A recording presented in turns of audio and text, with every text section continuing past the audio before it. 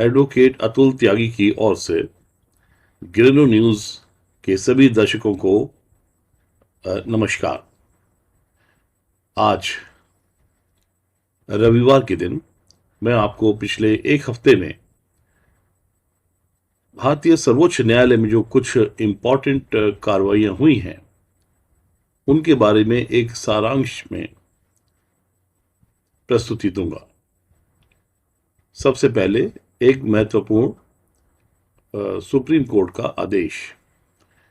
इतालवी मरीन के खिलाफ भारत में लंबित मामले में मुआवजा देना ही होगा। Justice Bobde, chief justice of India की अध्यक्षता में जिस पीठ ने निर्देश दिया है कि इटली गणराज्य को विदेश मंत्रालय द्वारा निर्दिष्ट खाते में अंतर्राष्ट्रीय न्यायाधिकरण के अवार्ड के संदर्भ में मुआवजा राशि जमा करनी ही होगी।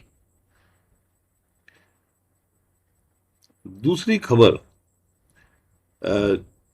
बीएसपी विधायक मुख्तार अंसारी से संबंधित है। बसपा विधायक मुख्तार अंसारी की पत्नी ने उत्तर प्रदेश राज्य के बांदा जेल में बंद रहने और ट्रायल में शामिल होने पर अपने पति की जान की सुरक्षा और संरक्षण की मांग वाली याचिका पर सुप्रीम कोर्ट में अर्जी दी। जस्टिस अशोक भूषण और जस्टिस सुभाष रेड्डी की बेंच के समक्ष शुक्रवार को सुनवाई शुरू हुई। उत्तर प्रदेश सरकार की ओर से बताया गया कि इस संबंध में केस की सुनवाई टालने का आग्रह है क्योंकि राज्य के सरकारी वकीलों की अदला बदली हुई है और सुप्रीम कोर्ट ने इस सुनवाई को स्थगित कर दिया।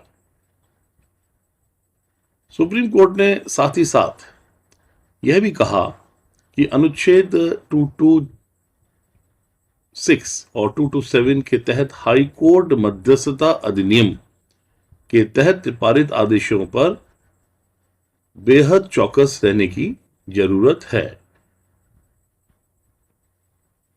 इस तरह के मामलों में हस्तक्षेप सिर्फ रेयरेस्ट केसेस में ही किया जाना चाहिए। दुर्लभ मामलों में ही ऐसा इंटरफेरेंस जिसमें मध्यस्थता अधिनियम को इन्वॉल्व किया जाए, ऐसा सुप्रीम कोर्ट ने निर्देश किया है।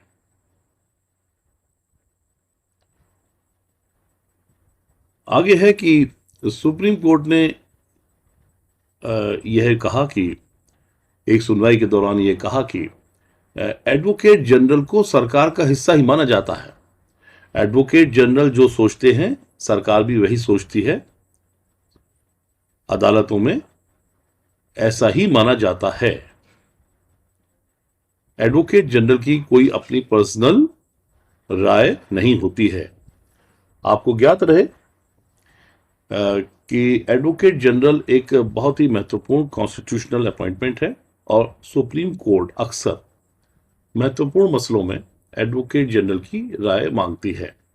ऐसे में सुप्रीम कोर्ट ने यह कहा कि एडवोकेट जनरल की राय उतनी ही महत्ता रखती है जितनी कि भारत सरकार की। सुप्रीम कोर्ट ने एक और सुनवाई के दौरान ऐसा ऑब्जर्वेशन दिया कि ये न्यायालय जब उच्च अधिकारियों को लगातार और सामान्य तरीके से तलब करते हैं तो इस प्रैक्टिस की तारीफ नहीं की जा सकती, सराहना नहीं की जा सकती। न्यायालय द्वारा उच्च अधिकारियों को लगातार सामान्य तरीके से और व्यग्रता से तलब करने को किसी हाल में सराहा नहीं जा सकता। ऐसा अक्सर देखा गया है कि विभिन्न राज्यों में हाई कोर्ट्स में अवमानना के मसलों में सरकारी अधिकारियों को, खास तौर से उच्च अधिकारियों को तलब व्यक्तिगत रूप से किया जाता है और कुछ एक ऐसे मसले जब सर्वोच्च न्यायालय में आए तो उन्होंने इस तरह के व्यक्तिगत रूप से तलब होने के ऊपर रोक लगा दी है। एक एनडीपीएस अधिनियम, जिसको हम कहते हैं नारकोटिक ड्रग्स और साइकोट्रोपिक सब्सटेंस अधिनियम, सुप्रीम कोर्ट ने कहा कि इस मामले में सजा और कारावास देते समय अभियुक्त के पक्ष में सजा इसलिए कम नहीं की जा सकती है कि वह गरीब है या वह एकमात्र रोटी कमाने वाला है। एनडीपीएस अधिनियम के मामले में सजा हल्की करने वाली और उत्तेजक परिस्थितियों के बीच संतुलन बनाते हुए सजा को प्रदान करते समय समाज के हित को समग्र रूप से ध्यान में रखना होगा। एक और सुनवाई में सुप्रीम कोर्ट ने कहा कि जो बरामद मादक पदार्थ की मात्रा है वह एक प्रासंगिक कारक है जिसे न्यूनतम सजा से अधिक सजा के लिए ध्यान में रखा जा सकता है। यह भी narcotic drugs and psychotropic substance act 1985 के तहत न्यूनतम सजा से अधिक सजा के लिए इस मसले पर जब चर्चा हो रही थी तो जस्टिस डीवाई चंद्रचूड़ और जस्टिस एम आर शाह की पीठ ने कहा कि अदालत के पास 10 साल से 20 साल तक की सजा देने का व्यापक विवेक है और इस तरह की सजा में गणना करने के लिए कारकों के अलावा अन्य पर भी विचार किया जा सकता है, यानी कि उस मादक पदार्थ की मात्रा एक बड़ा कारक हो सकती है जिस पर कि उसे न्यायालय को पूरा विवेक करने के साथ में सजा देने का अधिकार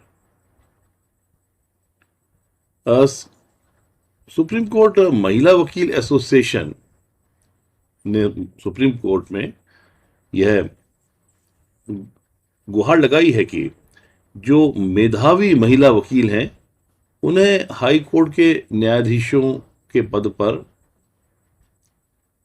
कायम करने के लिए, उन्हें नियुक्त करने के लिए थोड़ा ज्यादा गौर किया जाए। इस आवेदन के माध्यम से सुप्रीम कोर्ट वीमेन एसोसिएशन ने ऐसा जताने की कोशिश की कि हाई कोर्ट के जो पद में रिक्तता पैदा हो रही है उसमें महिलाओं का पार्टिसिपेशन या उनका कंसिडरेशन कम है। आप सभी को सूचित करना चाहूंगा कि भारत के अगले मुख्य न्यायाधीश राष्ट्रपति रामनाथ कोविंद ने जस्टिस रमन्ना को नियुक्त किया है, जो कि 26 अगस्त 2022 तक कार्यरत रहेंगे। 23 अप्रैल को वह इस पद को संभालेंगे और भारत के 48वें मुख्य न्यायाधीश नियुक्त होंगे। जस्टिस रमन्ना ने एक अधिवेशन में यह कहा कि देश में दोयम दर्जे के कॉलेज काफी ज्यादा हैं, यह बहुत ही चिंताजनक है। एक दीक्षांत समारोह में उन्होंने कहा कि करीब 1500 से अधिक लॉ कॉलेज हैं और लॉ स्कूल हैं। 23 नेशनल लॉ यूनिवर्सिटीज के अलावा इन विश्वविद्यालयों से तकरीबन 1.5 लाख स्नातक छात्र पास होते हैं और ये वाकई में बड़ा आश्चर्यजनक संख्या है। मात्रा गुणवत्ता पर कहीं हावी दिखाई देती है। तो यह कुछ मुख्य फैसले, टिप्पणियां और विचार सुप्रीम कोर्ट, भारत का सर्वोच्च न्यायालय से पिछले हफ्ते में आए, जिसकी चर्चा मैंने आपसे की। सारांश में कोशिश थी कि आपको मैं सूचित रखूं कि सुप्रीम कोर्ट की जनरली धारणा विभिन्न मसलों पर किस तरह से जा रही है। अगले सेशन में कुछ और महत्वपूर्ण सूचनाओं के साथ आपके सामने हाजिर होऊंगा। तब तक के लिए नमस्कार।